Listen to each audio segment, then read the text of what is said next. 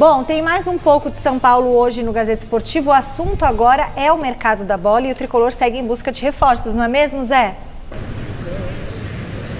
Tá em busca de reforços sim, né, Michele? A janela de transferências ela se fecha na próxima segunda-feira. O São Paulo corre atrás para tentar contratar mais um homem de meio de campo, mais um volante e um lateral esquerdo, né? O São Paulo só tem o Wellington ali para a função, um cara que é da posição. O Wellington que já está vendido lá para o Southampton da Inglaterra, vai em janeiro do ano que vem. Tinha o Patrick, né? O Patrick acabou quebrando a clavícula no jogo contra o Palmeiras, teve uma concussão importante na partida ali realizada no Allianz Parque, bem pertinho aqui no CCT da Barra Funda, mas o São Paulo estava atrás do Mário Rui, jogador de 33 anos, lá do Napoli, da Itália, mas essa negociação ela não avançou. O São Paulo até estava caminhando bem, é bem verdade aí, nessas tratativas com o Mário Rui, mas a negociação deu uma travadinha, não vai acontecer mais. É um jogador, é um português de 33 anos, que tem contrato com o Napoli.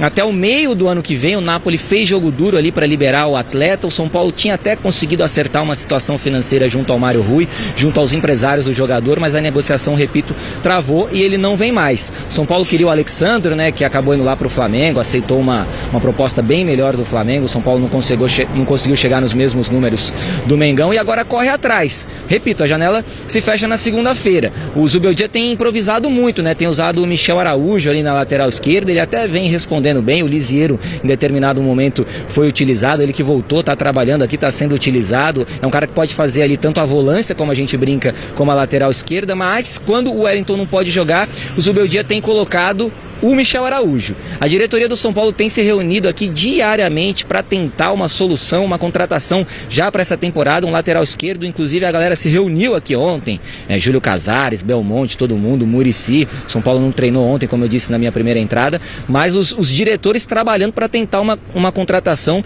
de um lateral esquerdo, que está bem difícil, mas o São Paulo, pela informação que eu tenho, vai brigar, vamos dizer assim, até os últimos minutos da próxima segunda-feira para conseguir contratar um lateral esquerdo, dar mais uma opção para o técnico Luiz Zubeldia.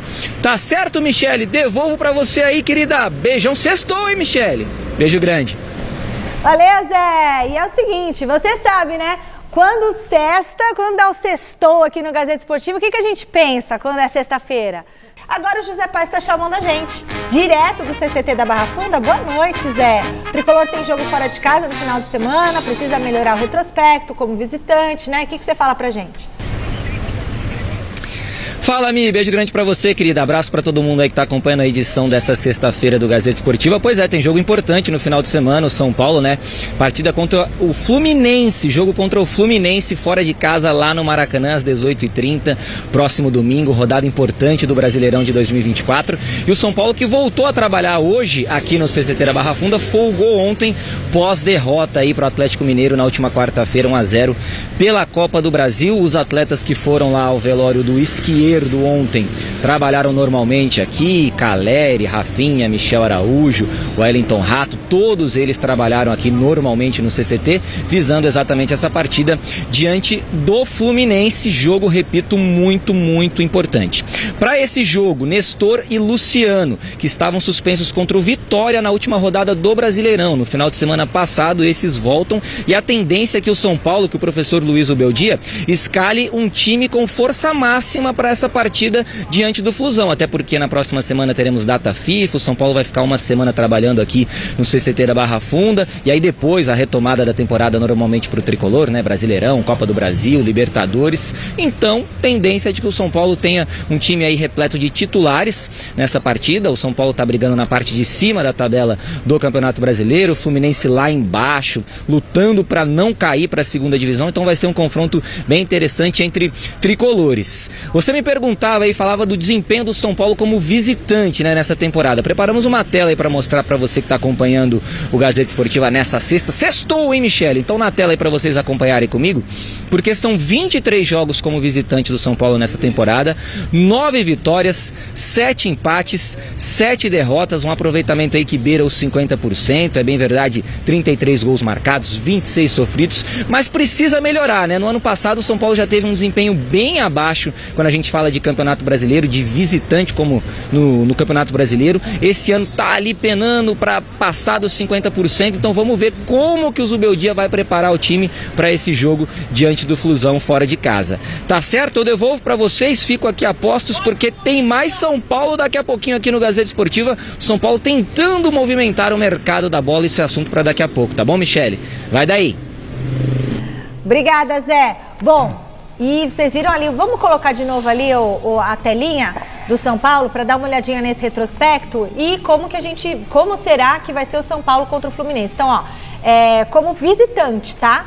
Foram 9 vitórias, 9, né? É um 9 aqui, 9. 9 vitórias, 7 empates, 7 derrotas, 33 gols marcados e 26 gols sofridos. Tem um aproveitamento 49%. É um aproveitamento melhor do que nas últimas temporadas. O São Paulo vem bem esse ano fora de casa. Não era uma rotina do São Paulo ter mais vitórias até do que empates e derrotas. E o São Paulo vem ganhando mais esse ano como visitante. Só que agora é a reta final. Pensando em Campeonato Brasileiro, ele tem que manter e melhorar ainda essa média para poder buscar alguma coisa pelo Campeonato Brasileiro. Quando você pega os números gerais, como a gente está ali mostrando, os números não são ruins, né? São bons números fora de casa. Mas contra o Campeonato Paulista o problema aí, temporada, essa atenção que o José Paz está chamando, é porque o retrospecto recente é muito ruim. Então, assim, num retrospecto recente, o São Paulo tem encontrado dificuldade. Nos últimos 10 jogos fora de casa, o São Paulo ganhou 1. Esse é o problema. O São Paulo, ele conseguiu boa parte dessas vitórias vem do primeiro semestre. Esse segundo semestre, as coisas não estão andando. Dos últimos 10 jogos, repito, o São Paulo bateu o Atlético Paranaense fora de casa e só. Antes disso, já eram 3 jogos sem vencer fora. E depois disso, 7 jogos sem vencer. Então, assim, perdeu agora por Palmeiras, empatou com o Nacional, empatou com o Goiás, perdeu pro Fortaleza, empatou com o Juventude, perdeu pro Atlético Mineiro. Então, assim, a sequência é muito ruim. É por isso que todo São Paulino agora, peraí, nós estamos com um problema aqui fora de casa. Pega o número geral. O número geral, realmente, não é tão ruim. Mas, na verdade, o aproveitamento está caindo, né? Só que assim, você está funilando as competições. Você está chegando na reta final de todas as competições. E justo agora o São Paulo não está conseguindo vencer fora de casa. E ainda na Copa do Brasil, ele vai ter que ganhar do Atlético fora de casa. Não, eu sinceramente vai ser uma coisa. Tem que ganhar, porque perdeu em casa. É uma situação muito difícil. E se você pegar estatisticamente, claro, futebol não é uma ciência exata, tudo pode acontecer e tudo mais. Mas estatisticamente, times que não vão bem fora de casa dificilmente ganham títulos. Principalmente no Campeonato Brasileiro. É muito difícil um time ser campeão com números tão ruins fora de casa. Então, nessa reta final, se o São Paulo não mudar esse curso fora de casa, não é mais candidato dificilmente vai ser candidato. Agora, uma coisa para esse final de semana joga a favor do São Paulo, que baseado na informação do José Paz, o time não vai ser misto, né? Porque se tivéssemos jogos no meio da outra semana, se fosse um sanduíche de jogos decisivos com esse no meio, fatalmente o Zubeldia iria colocar reservas ou misto, pelo menos. Sim. Como não tem, porque tem a data FIFA na outra semana, ele vai colocar os titulares contra o Fluminense. Pra descansar depois. Aí a chance aumenta de ganhar o jogo lá no Rio de Janeiro. Exatamente. E na Copa do Brasil, no meu entendimento, o São Paulo deu um azar danado. Porque, além do jogo, não ter dado muita sorte no jogo, a morte do jogador do Nacional, esqueci o perdão. Esquerdo. A morte do Esquerdo, você tem que colocar os caras para jogar logo em seguida, indo para velório, sabe assim? Ali, enfim, o São Paulo deu um azar danado dessa fatalidade culminar com um jogo tão importante que era o jogo contra o Galo. O Marcelo Leme fala o seguinte: Barolo, 3-5-2, só assim pro Luciano. Ele no meio é palhaçada, não é possível essa insistência. Toda uma mobilização pelo Lucas ficar, Libertadores pegando fogo, Lucas largado na lateral, desperdiçado, é revoltante de ver. Pensando na Libertadores, estou revoltado e muito, todo jogo é isso. Foi por Deus que o Luciano chutou a bandeirinha no ano passado e tomou o 3º amarelo, e deu passagem pro Lucas sem mimimi. Ali engolimos todo mundo.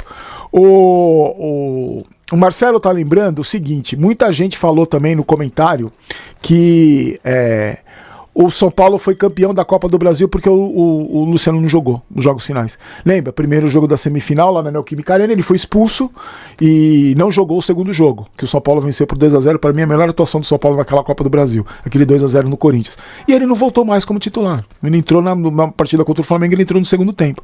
Ele não jogou. O São Paulo jogou com o Rato na direita, o Lucas centralizado, o São Paulo foi campeão da Copa do Brasil. Muita gente lembrou disso, muita gente lembrou.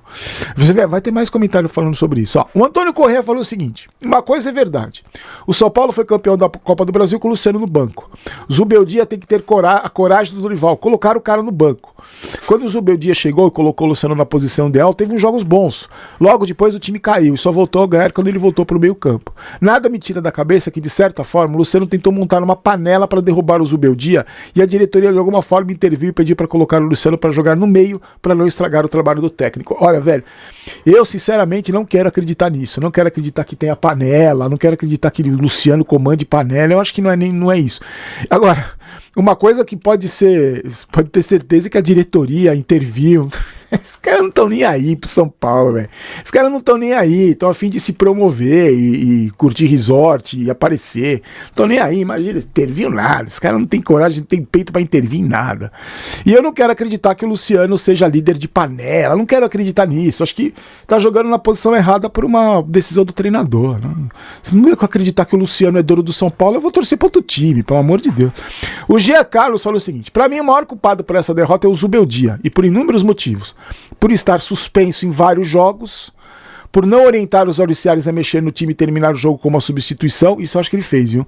E principalmente por manter o Luciano numa posição onde, além de ele não render, atrapalha. Lembrando que no ano passado fomos campeões com o Luciano no banco. Manda um abraço pro meu pai Roberto, né? Um abraço pro Jean e pro pai dele, o Roberto.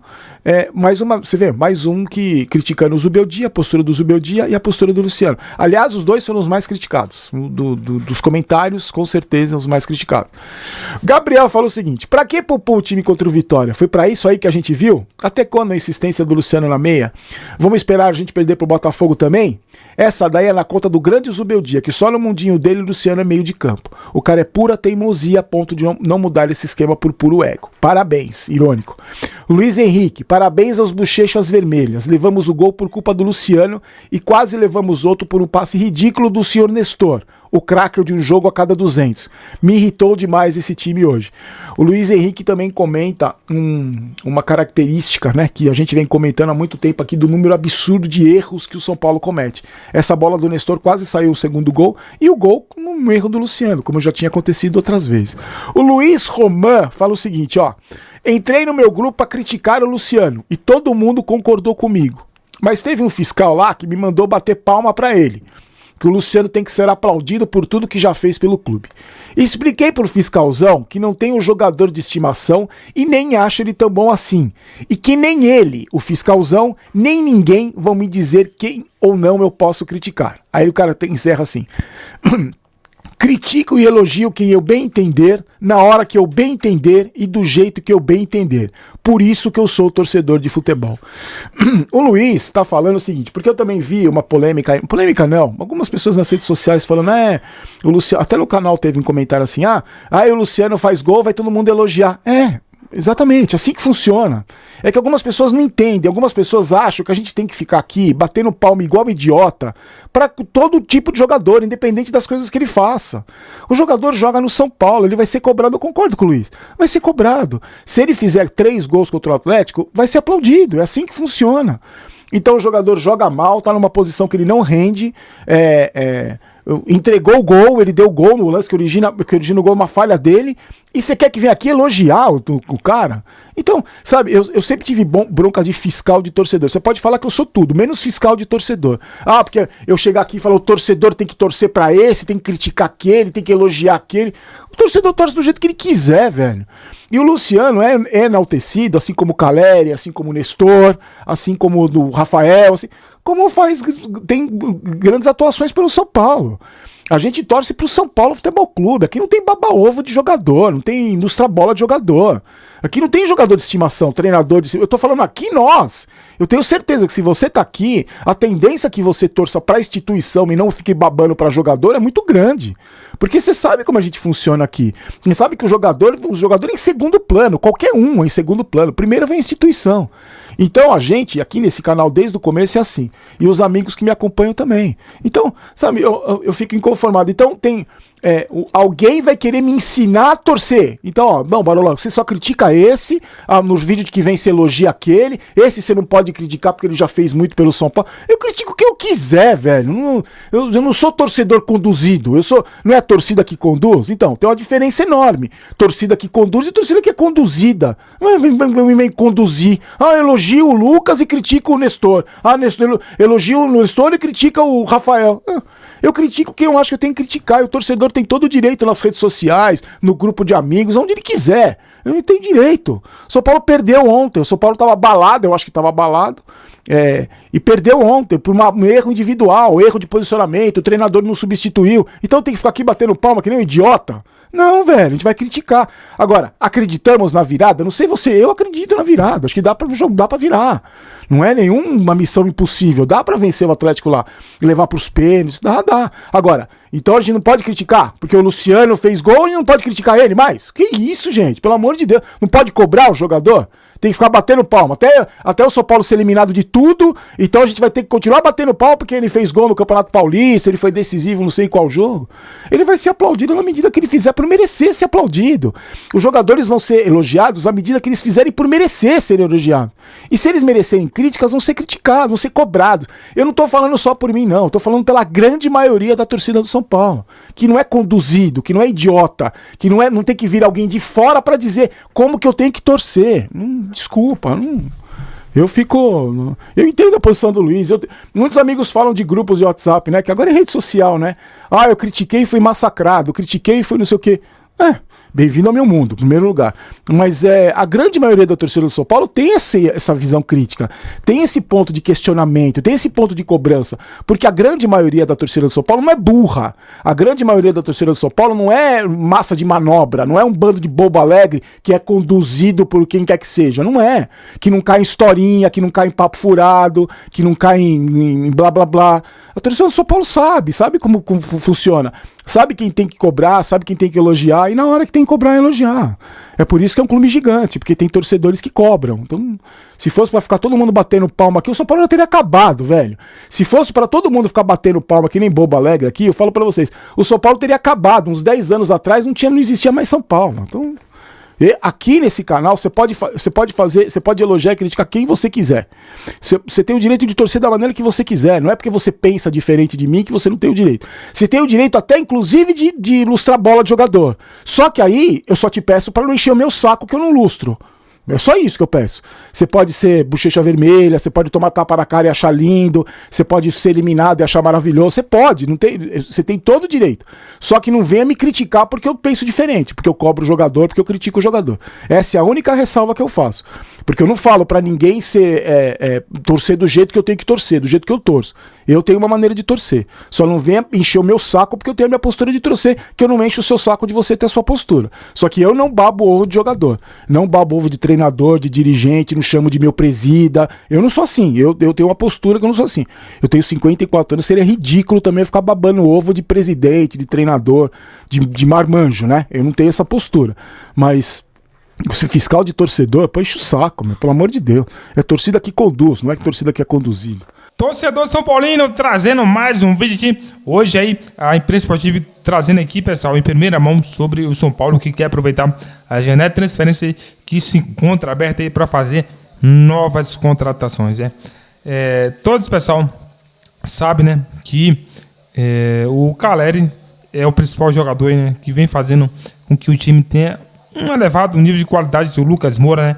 Então tem que trazer mais um reforço do nível do Caleri, né, pessoal? Para que não dependa 100% de um único jogador, porque ninguém tá livre de se machucar, né? Ficar lesionado, e para isso tem que sim ter reforço de peso aí no banco, né? Sabemos que o SPFC se complicou com o Jaime Rodrigues, né? Mas se livrou, né? E agora abre as portas aí para que tenha capacidade de fazer novas contratações, né?